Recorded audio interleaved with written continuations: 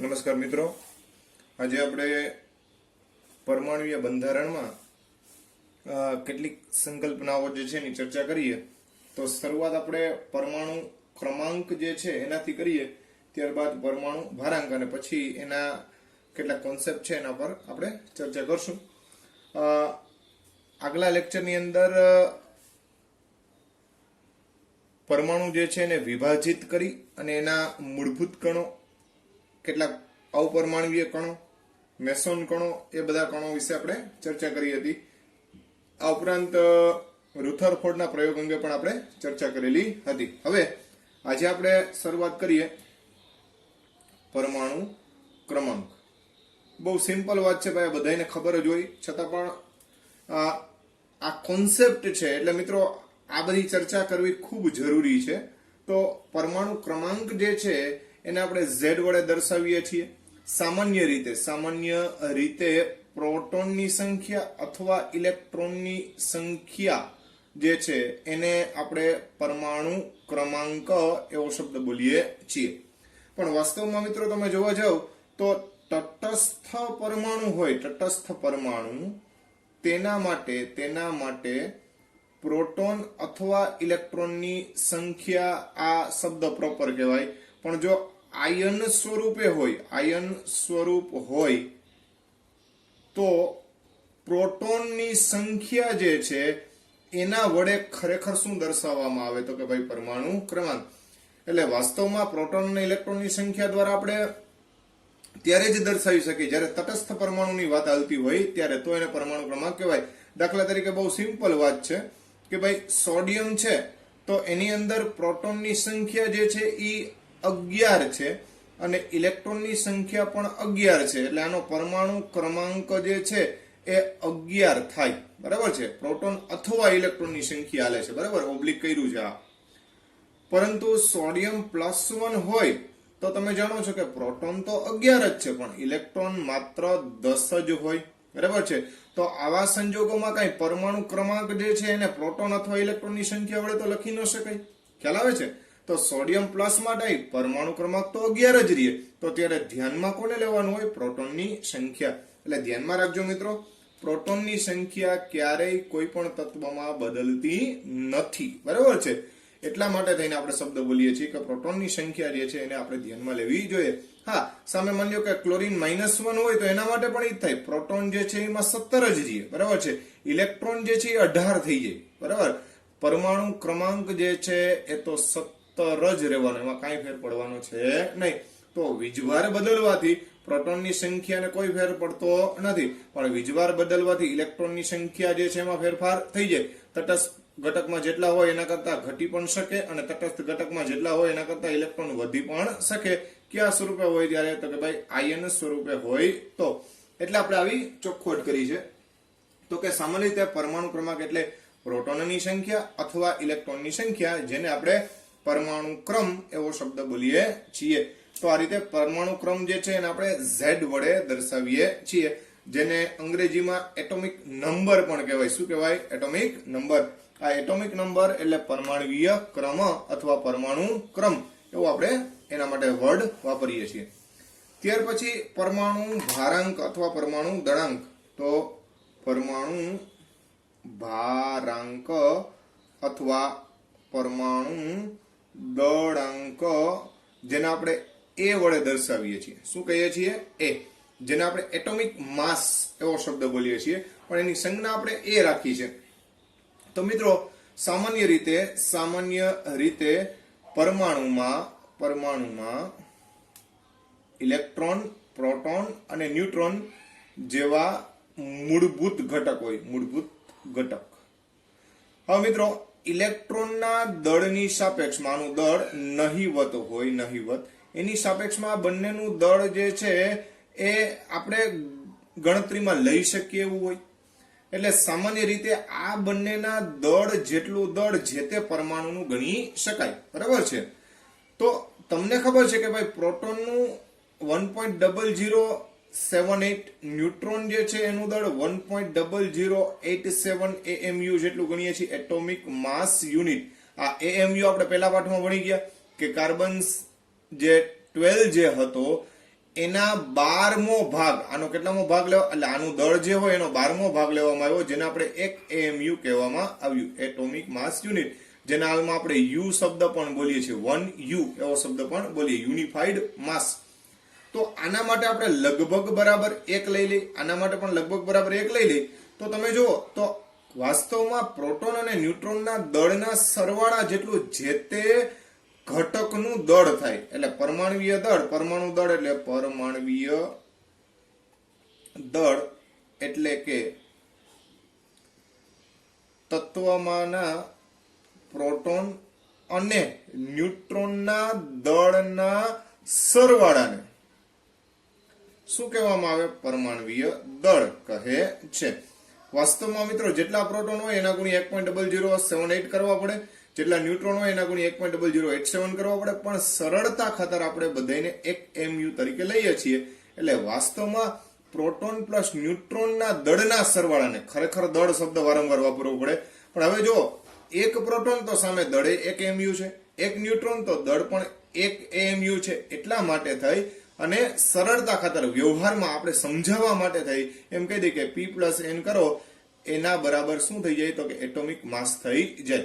પણ વાસ્તવમાં આનું દળ અને આના દળના સરવાળા જેટલું એટોમિક માસ થાય. આ દળનો સરવાળો છે, આ વસ્તુ ભૂલતા નહીં, બરાબર છે? હા, સરળતા ખાતર એવું બોલો તો કોઈ વાંધો નથી. દાખલા તરીકે સોડિયમ જે છે પરમાણુ ક્રમાંક છે 11 છે, બરાબર છે, અને પરમાણુ ભાર 23 છે. તો આની અંદર પ્રોટોન જે છે એ 11 ગણાય. કેટલા ગણાય? 11.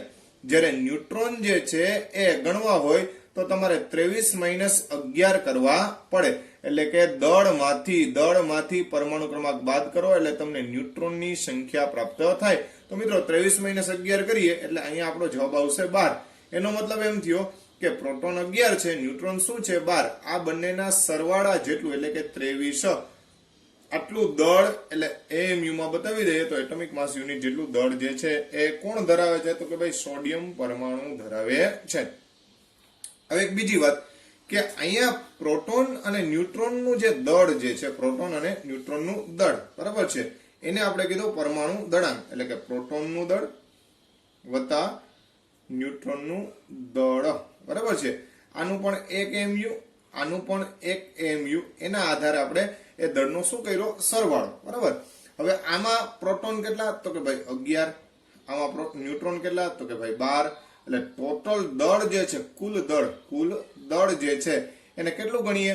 તો કે 11 + 12 એટલે કે 23 જે છે એ દળ થાય, જેને આપણે પરમાણુ દળાંક અથવા A વડે દર્શાવીએ છીએ, જેને એટોમિક માસ એવો શબ્દ પણ આપણે બોલીએ. ઓલો એટોમિક નંબર થાય, આ એટોમિક માસ એવો એને આપણે શબ્દ બોલીએ છીએ. બીજી વાત કે અહીંયા P + N એટલે પ્રોટોન અને ન્યુટ્રોનની સંખ્યાના સરવાળાને, એટલે પ્રોટોન પ્લસ ન્યુટ્રોનની સંખ્યા ને ન્યુક્લિયોન્સ કહેવાય. ન્યુક્લિયોન્સ કહે છે. ન્યુક્લિયોન્સ એટલા માટે કહેવામાં આવે મિત્રો કે એ ન્યુક્લિયસમાં રહેલા ઘટકો છે. એટલે ન્યુક્લિયસમાં રહેલા ઘટકોનો સરવાળો અથવા કુલ સંખ્યા, જેને ન્યુક્લિયોન્સ કહેવાય. દાખલા તરીકે સોડિયમ 11 23, તો ન્યુક્લિયોન્સની સંખ્યા એટલે કેટલી થાય? તો કે ભાઈ 23 થાય, બરાબર છે. પોટેશિયમ 19 39, તો કેટલા થાય? 39. હાઇડ્રોજન 1H1 તો કેટલા થાય? 1. હાઇડ્રોજન 1H2 તો ન્યુક્લિયોન્સ કેટલા થાય? 2 થાય. એટલે પ્રોટોન પ્લસ ન્યુટ્રોનની સંખ્યા જે છે એ ન્યુક્લિયોન્સની સંખ્યાને સમાન ગણવામાં આવે.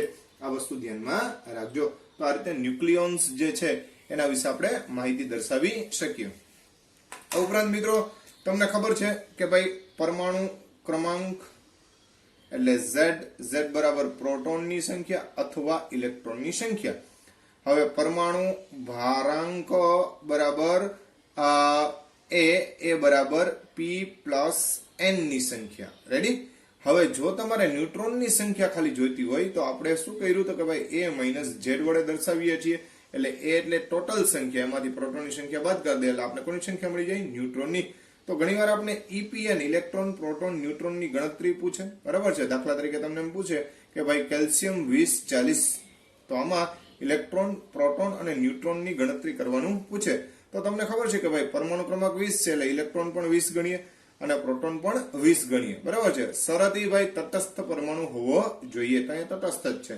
40 માઇનસ 20 કરો એ માઇનસ ઝેડ, આને આપણે એ વડે દર્શાવીએ છીએ અને આપણે ઝેડ વડે, બરાબર છે. સંજ્ઞા કોઈ પણ તત્વ, જેને આપણે એક્સ તત્વ કીધું, કોઈ પણ એક્સ વાય ઝેડ એમ, આ એક તત્વ છે, એનો પરમાણુ ક્રમાંક આ બાજુ અને પરમાણુ ભાર આ બાજુ, અથવા એનો પરમાણુ ક્રમ આ બાજુ અને પરમાણુ ભાર આ બાજુ, આ બંને રીતે આપણે દર્શાવીએ છીએ, જેને આપણે તત્વની સંજ્ઞા સ્વરૂપે લખીએ છીએ. આ તત્વની સંજ્ઞા છે. દાખલા કે કેલ્શિયમ લખ્યું તો 20 કેલ્શિયમ 40, અથવા તો 20 કેલ્શિયમ 40, આ રીતે પણ લખી શકાય. તો આપણે ન્યુટ્રોનની સંખ્યા ગણવી હોય તો આપણે કીધું એ પ્રમાણે કે a માઇનસ ઝેડ જે છે એ ન્યુટ્રોનની સંખ્યા દર્શાવશે, a માઇનસ ઝેડ. તો a માઇનસ ઝેડ એટલે શું થશે મિત્રો? તો કે ભાઈ 40 માઇનસ 20 એટલે જવાબ કેટલો આવે? 20. એમ કોઈ પણમાં મિત્રો તમને ઇલેક્ટ્રોન, પ્રોટોન, ન્યુટ્રોનની સંખ્યા ગણવાનું કહે. હવે માની લો કે સોડિયમ +1 છે, એમાં એનો પરમાણુ ક્રમાંક 11 છે અને પરમાણુ ભાર 23 છે. તો આના માટે EPN ગણવાનું કે EPN. તો મિત્રો તમને પહેલા જ કીધું છે, ખરેખર પરમાણુ ક્રમાંક ઉપરથી પ્રોટોનની સંખ્યા કન્ક્લુડ કરો તો પ્રોટોન તો 11 થશે જ, બરાબર છે. 23 માઇનસ 11 કરો એટલે 12 ન્યુટ્રોન પણ થાય. હવે ઇલેક્ટ્રોન ખરેખર 11 હોવા જોઈએ, પણ +1 જેટલા ધન વીજભાર એટલા ઇલેક્ટ્રોન બાદ કરવાના. તો કે ભાઈ આને એક ઇલેક્ટ્રોન ગુમાવ્યો હોય એટલે ઇલેક્ટ્રોન ફક્ત 10 જ થશે, બરાબર છે. એટલે ધન વીજભાર હોય તો એક ઇલેક્ટ્રોન ઓછો, જેટલા ધન વીજભાર હોય એટલા ઇલેક્ટ્રોન આપણે શું કરવા પડે? ઓછા કરવા પડે. આ જ રીતના ક્લોરીન જે છે એ તમને ખબર જ છે કે ભાઈ ક્લોરીન 17 35 વાળો ઘટક લઈએ તો ઇલેક્ટ્રોન, પ્રોટોન અને ન્યુટ્રોન, તો આમાં 17 છે, પ્રોટોન પણ અત્યારે 17 છે, 35 માઇનસ 17 કરીએ એટલે 18 ન્યુટ્રોન જોવા મળે.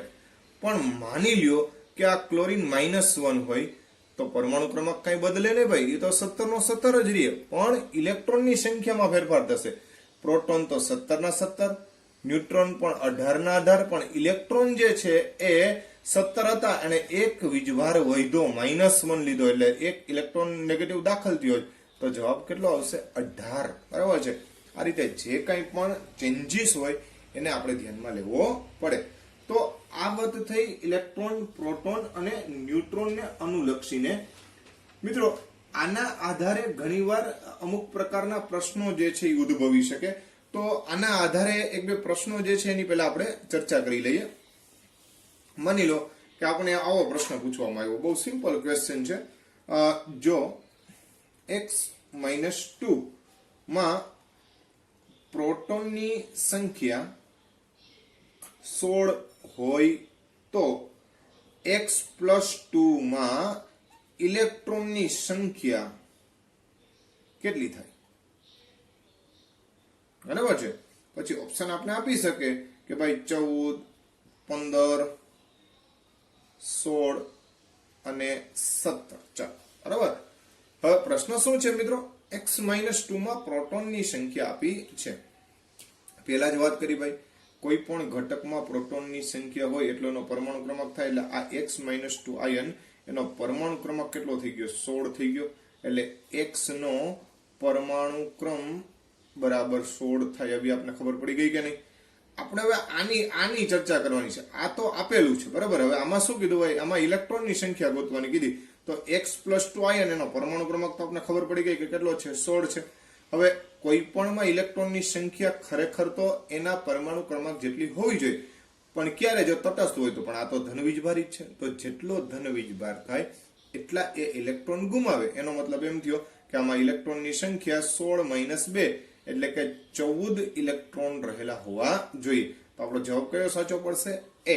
એટલે કે આની અંદર 14 ઇલેક્ટ્રોન આવેલા હોવા જોઈએ. આવી આપણે માહિતી મળે. ત્યાર પછી દળને અનુલક્ષીને એક MCQ જે છે એની આપણે ચર્ચા કરીએ. માની લો કે આવી એક રકમ આપેલી છે કે ભાઈ કાર્બન C12 એટલે કે કાર્બન, એનો પરમાણુ ક્રમ 6 છે અને એનો પરમાણુ ભાર 12 છે. માં જો ન્યુટ્રોનનું દળ બમણું કરવામાં આવે તો પરમાણુ ભારમાં કેટલા ટકા વધારો થાય? 25%, 50%, 100% કે 2%? શું કીધું છે મિત્રો? કાર્બન 6 બાર એટલે કે પરમાણુ ક્રમાંક 6 છે, પરમાણુ ભાર 12 છે, એમાં ન્યુટ્રોનનું દળ બમણું કરવામાં આવ્યું. જોજો બરાબર. આપણી પાસે કાર્બન 6 બાર, ઇલેક્ટ્રોનની સંખ્યા 6, પ્રોટોનની સંખ્યા 6, ન્યુટ્રોનની સંખ્યા પણ 6 જ થાય, 12 - 6. હવે શું કીધું છે મિત્રો? અહીંયા દળ જે છે એ આ બંનેના સરવાળા જેટલું કહીએ. આને તો આપણે ધ્યાનમાં દળમાં લેતા નથી, એટલે ટોટલ દળ 12 થાય, કુલ દળ. આ પેલી પરિસ્થિતિ છે. હવે ન્યુટ્રોનનું દળ બમણું કરવામાં આવ્યું, એટલે પેલા 6 AMU હતું, બરાબર છે. આ ખરેખર 6 લીધું એટલે સંખ્યાને ધ્યાનમાં નથી લીધી, પણ AMU ને ધ્યાનમાં લીધી છે. એટલે આનું 6 AMU હતું, આનું પણ 6 AMU હતું, એટલે ટોટલ 12 AMU એટલું હતું. એટલે આ જૂનું દળ છે, હતું. હવે શું કર્યું? ન્યુટ્રોનનું દળ બમણું થઈ ગયું, બરાબર છે. તો પેલા 6 AMU દળ હતું, એ હવે ડબલ થઈ જાય, એટલે કેટલા AMU થઈ ગયું? 12 AMU. આ તો 6 ના 6 જ રહેવાના છે ભાઈ, એમાં કઈ આપણે ફેરફાર કર્યો નથી. તો ટોટલ દળ કેટલું થાય? તો કે 12 ને 6 18 AMU દળ થાય, બરાબર છે. હવે આપણે શું પૂછ્યું છે ભાઈ? કેટલા ટકા વધારો થયો? તો પેલા તો વધારો ગોતવો પડે. વધારો બરાબર 18 - 12. શું કામ ભાઈ 18 - 12? તો કે પેલા આટલું હતું, હવે આટલું થઈ ગયું, 18 - 12 એટલે કે 6 AMU દળ વધ્યું, બરાબર છે. હવે 6 AMU વધી ગયું. ઓકે, હવે શું કરવાનું? તો કે પર્સન્ટેજ ગોતવાના છે. પર્સન્ટેજ શેના આધારે ગણાય? તો કે ભાઈ મૂળ જે દળ હોય એના આધારે. તો કે જો 12 AMU દળ હોય તો એને આપણે 100% દળ કહીએ. તો એની સાપેક્ષમાં 6 AMU દળ હોય તો એને કેટલા ટકા કહેવાય? તો કે 6 × 100 / 12, એટલે કે 6 × 100 / 12. તો મિત્રો આને તમે ભાગાકાર કરો એટલે અહીંયા 2, 100 / 2 કરો એટલે 50, એટલે કે 50% દળમાં વધારો થયો કહેવાય. એટલે આપણો આન્સર શું આવશે? તો કે ભાઈ 50% દળનો વધારો થયેલો છે. મિત્રો જરૂરી નથી કે આપણે દર વખતે આ જ રીતના પૂછે. ન્યુટ્રોન અને પ્રોટોન બેનું દળ બમણું કરી નાખ્યું હતું તો 100% વધારો થાત. ખ્યાલ આવે છે? બરાબર. કેમ કે અહીંયા 12 હોય ને અહીંયા 12 હોય તો અહીંયા 24 થઈ જાય, તો 12 ના ડબલ 24 થાય, એટલે 100% વધારો થયો કહેવાય. ઊંધું પણ પૂછી શકે કે ભાઈ n નું દળ જે છે બમણું કરવાનું આવ્યું, એની જગ્યાએ અડધું કરવામાં આવ્યું, બરાબર છે. તો એવું પણ આપણને પૂછી શકે. એટલે શું પૂછ્યું છે અને કેવી રીતે આપણે જવાબ મેળવવાનો છે એને અનુરૂપ આપણે જોવું પડે. તો આવી રીતના પ્રશ્નો પણ ઉદ્ભવી શકે. એટલે હવે તમે વિચારો કે જો આપણે પરમાણુ ક્રમાંક ને પરમાણુ ભાર ને પરમાણુ દળાંક, પ્રોટોન ન્યુટ્રોનની સંખ્યા જ આપણે ખબર ન હોય તો પછી આ પ્રકારના દાખલાઓ આપણે કેવી રીતે ગણી શકીએ? એટલે આવી બધી વસ્તુઓ માટે નો ઇવેઝી કોન્સેપ્ટ છે, એટલે આપણે એને ધ્યાનમાં લેવું જોઈએ. બીજું, આપણે પેલા પાઠની અંદર પણ આપણે એક મહાવરો જે છે એ કરી ગયા છીએ, છતાં પણ એને અનુલક્ષીને જ ધ્યાનમાં લઈ લઈએ. તમને ખબર છે કે કોઈ એક તત્વ છે x, બરાબર છે. આ x તત્વ જે છે એનો માની લો કે પરમાણુ ભાર જે છે એ 90 છે, અને એક બીજું એનો સમસ્થાનિક છે કે x તત્વ જે છે એનો પરમાણુ ભાર જે છે એ માની લો કે 100 છે, બરાબર છે. હવે આના માની લો કે 80% દળ હોય અને આનું જે છે એ 20% દળ હોય, તો આપણે શું કરતા હતા? તો કે ભાઈ આ પર્સન્ટેજ ગુણ્યા શું કરતા હતા? તો કે પરમાણુ ભાર વત્તા પર્સન્ટેજ ગુણ્યા પરમાણુ ભાર છેદમાં કુલ પર્સન્ટેજ કરતા હતા, અને એના આધારે આપણે સરેરાશ આણ્વીય દળ મેળવતા હતા. તો જ્યાં મિત્રો સમસ્થાનિકોની વાત આવે, કોની વાત આવે? સમસ્થાનિકો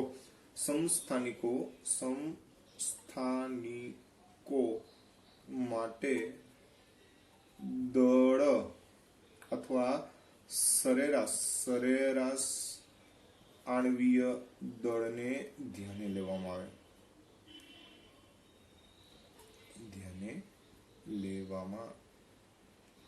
આવે. હવે આપણે ક્યારેક આશ્ચર્ય થાય, જેમ કે હું એમ કહું કે ભાઈ ક્લોરીન છે, ક્લોરીન એનો પરમાણુ ક્રમ જે છે એ 17 છે, અને સમસ્થાનિક 35 લઈએ અથવા ક્લોરીન 17 37 આવા એના બે સમસ્થાનિકો છે, બરાબર મિત્રો. તમને ખ્યાલ હશે આનો પરમાણુ ભાર આપણે 35.5 લઈએ છીએ. હવે વાસ્તવમાં તમે જોવા જાવ ને મિત્રો, તો કોઈ પણ ઘટકમાં પ્રોટોન અને ન્યુટ્રોનની સંખ્યા હંમેશા પૂર્ણાંકમાં જ હોય કે અપૂર્ણાંક ન હોય. પ્રોટોન અને ન્યુટ્રોન હંમેશા પૂર્ણાંકમાં હોય, પૂર્ણાંકમાં. તો આપણે આશ્ચર્ય થાય કે આ અપૂર્ણાંક કાં આવે, બરાબર છે. એનું એક જ રીઝન છે, એનો સરેરાશ આણ્વીય દળ લેવામાં આવેલો હોય. તો આ વસ્તુ ધ્યાનમાં રાખજો. દાખલા તરીકે આપણે એક ઉદાહરણ લઈએ એટલે તમને વધારે ખ્યાલ આવશે. તો તમે જાણો છો એ પ્રમાણે માની લો કે સમસ્થાનિકના આધારે આપણે સરેરાશ પદ્ધતિથી આપણે આણ્વીય દળ જે છે એ નક્કી કરવું છે. તો આપણે એક ઉદાહરણ આપ્યું છે કે ભાઈ ક્લોરીનના બે સમસ્થાનિક એક ક્લોરીન 35 અને એક ક્લોરીન 37 છે. 35 અને 37 છે, બરાબર છે. જો આ નમૂનામાં એટલે એક નમૂનો છે જેમાં ક્લોરીનના બે સમસ્થાનિક લીધા છે, ક્લોરીન 35 અને ક્લોરીન 37. જો આ નમૂનામાં સરેરાશ આણ્વીય દળ 35.5 હોય તો ક્લોરીન 35 અને ક્લોરીન 37 નું ટકાવાર પ્રમાણ ગણો. શું ગણવાનું કીધું છે આપણે? ટકાવાર પ્રમાણ. કોનું ગણવાનું કીધું છે ભાઈ? ક્લોરીનનું અને સાથે સાથે આપણે બે ક્લોરીનનું જ પણ ક્લોરીન 35 નું અને ક્લોરીન 37 નું ટકાવાર પ્રમાણ ગણવાનું છે. માની લો કે ક્લોરીન 35 જે છે ને એનું X% દળ છે અથવા પ્રમાણ છે, X% પ્રમાણ છે. સામે ક્લોરીન 37 જે છે એનું 100 - X% થાય, કેમ કે પર્સન્ટેજ ટોટલ તો 100 જ હોય, 100 થી તો વધારે હોય નહીં, બરાબર છે. તો મિત્રો આપણે વાત થઈ હતી કે પર્સન્ટેજ ગુણ્યા પરમાણુ ભાર છેદમાં total percentage is equal to સરેરાશ પરમાણુય દળ, એવું આપણે સૂત્ર ખબર છે. તો સરેરાશ પરમાણુય દળ બરાબર 35 ગુણ્યા x વત્તા 37 ગુણ્યા 100 માઇનસ x છેદમાં કુલ પર્સન્ટેજ. તો કુલ તો 100 જ હોય ને, છતાં આમ પણ કરી શકો x વત્તા 100 ઓછા x વત્તા 100 ઓછા x. તો તમને ખબર જ છે કેટલા આવવાના છે? 100. સરેરાશ પરમાણુય દળ હમણાં જ આપણે વાત કરી કે ભાઈ આપણે આપી દીધું છે, કેટલું છે ભાઈ? 35.5 બરાબર છેદમાં કેટલા લેવાના છે? 100 ઉપર 35x વત્તા 37 ગુણ્યા 100 એટલે 3700 ટૂંકમાં ઓછા 37x આવું થશે કે નહીં? આ બંનેનો ગુણાકાર થાય એટલે 3550 થશે, કેમ કે એક પોઈન્ટ છે એટલે, બરાબર છે. તો એ થશે 3550. આ 3700 ને આ બાજુ લઈ આવો તો માઇનસ 3700 બરાબર 35 માંથી 37 એટલે ઓછા 2x આવું થશે. હવે અહીંયા આ 2x એટલે કે ઓછા 2x બરાબર 3700 માંથી 3550 કાઢીએ એટલે ઓછા 150 વધે, તો x બરાબર ઓછા 150 ભાગ્યા ઓછા 2 એટલે જવાબ આવશે 75. એનો મતલબ એમ થયો કે x એટલે કે ક્લોરીન 35 નું પ્રમાણ 75% હોય. તેવું બોલી શકીએ કે આનો મતલબ એમ થાય કે ક્લોરીન 35 જે છે એ 75% હાજર હશે દળથી, અને ક્લોરીન 37 છે એ 100 માઇનસ 75 એટલે કેટલા ટકા હશે? 25%.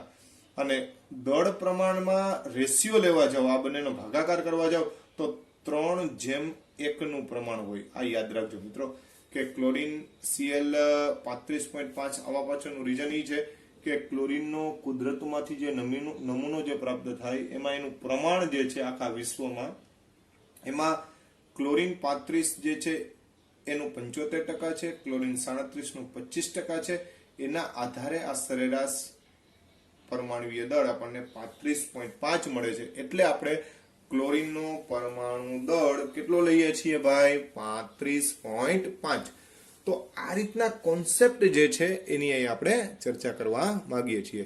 તો આ વાત થઈ સમસ્થાનિકોને લગતા કેટલાક ટોપિક જે છે, તો પ્રશ્નો જે છે એ આ રીતે આપણે દર્શાવી શકીએ.